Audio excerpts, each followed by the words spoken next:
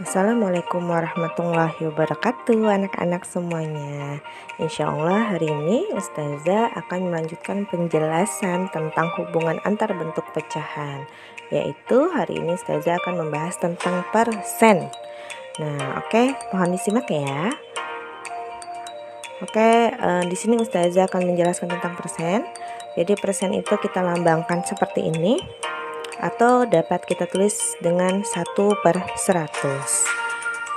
Nah, di sini kita akan belajar tentang bagaimana cara mengubah bentuk persen menjadi pecahan biasa.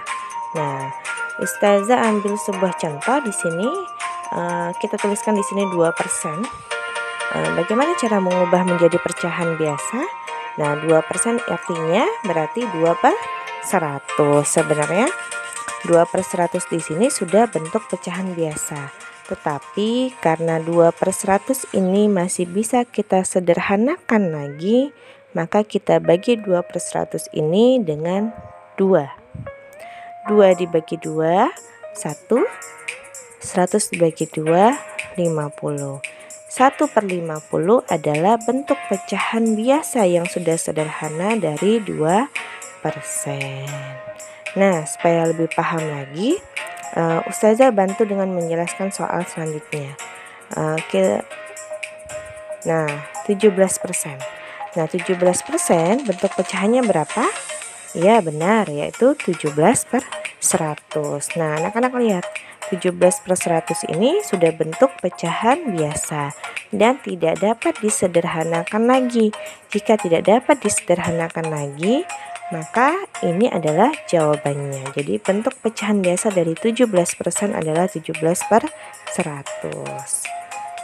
Biar lebih paham, Ustazah bantu menjelaskan dengan memberikan satu soal lagi. Nah, di sini diberikan soal yaitu 125%. 125%. Bentuk pecahan biasanya gimana ya? Iya benar, yaitu 125/100. Nah, anak-anak lihat, ini memang sudah pecahan biasa. Apakah bisa disederhanakan lagi? Ya benar, bisa. Kita bagi dengan 25. Jadi penyebut kita bagi 25, pembilang juga kita bagi dengan 25. 125 bagi 25 adalah 5. 100 dibagi 25 adalah 4. Jadi bentuk pecahan biasa dari 125% adalah 5/4. Oke, insya Allah sampai di sini semoga anak-anak paham untuk pecahan, untuk persen, mengubah persen menjadi pecahan biasa. Oke, kita lanjut hubungan selanjutnya. Bagaimana jika kita memiliki pecahan biasa, mau kita ubah menjadi persen? Oke, bentuk pecahan biasa di sini ada dua cara dalam menyelesaikan mengubah bentuk pecahan biasa menjadi persen. Jadi anak-anak silahkan menggunakan cara yang anak-anak mengerti dan paham. Ustazah mulai dengan cara pertama. Anak-anak ingatkan ketika kita mau ubah ke persen, berarti penyebutnya ya benar 100. Nah, cara pertama adalah anak-anak ubah penyebutnya menjadi 100. Diberikan contoh di sini 3/5. Jadi 3/5 kita rubah penyebutnya menjadi 100. Bagaimana 5 bisa kita rubah menjadi 100? Yaitu 5 dikali, ya benar, yaitu 5 dikali 20. Jika penyebut dikali 20, maka pembilang kita juga kali 20. 3 kali 20 adalah 60. Oke, benar. Lanjut. Cara kedua, belum. Baru 60/100. Nah, kita kan tujuannya ingin ke persen. Karena penyebutnya sudah 100, maka dapat kita tuliskan bentuknya adalah 60%. Paham? Oke, insya Allah paham. Ini cara pertama, dengan cara mengubah penyebutnya menjadi 100. Cara kedua, bagaimana? Cara kedua itu adalah kita kali bentuk pecahan tersebut dengan 100%. Sama dengan soal sebelumnya, kita ambil soal yang sama agar bisa dibedakan. 3/5 di sini akan kita rubah menjadi persen. Untuk cara kedua, kita kalikan 3/5 ini dengan 100%.